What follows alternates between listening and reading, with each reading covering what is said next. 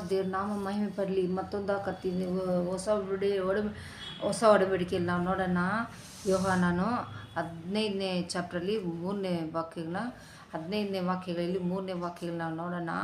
ನಾನು ನಿಮಗೆ ಹೇಳಿದ ವಾಕ್ಯದ ದೆಸೆಯಿಂದ ನೀವು ಶುದ್ಧರಾಗುವಿರಿ. ದೇವರು ಈ ರೀತಿಯೆಲ್ಲ ಹೇಳಿ ನಮ್ಮನ್ನು ಕರೆಕ್ಷನ್ ಮಾಡಿ ನಮ್ಮ ಬುದ್ಧಿವಾದದಲ್ಲಿ ನಮ್ಮನ್ನು ಶುದ್ಧಿಪಡಿಸ್ತಾರೆ.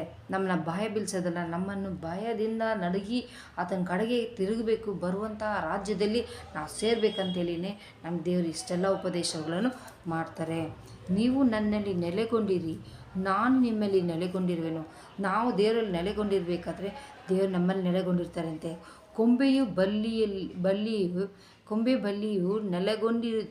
ನೆಲೆಗೊಂಡದಿದ್ದರೆ ಹೇಗೆ ತಾನೇ ಫಲ ಕೊಡಲಾರದೋ, ಹಾಗೆಯೇ ನೀವು ನನ್ನಲ್ಲಿ ನೆಲೆಗೊಂಡಿದ್ದರೆ ಫಲ ಕೊಡಲಾರಿರಿ.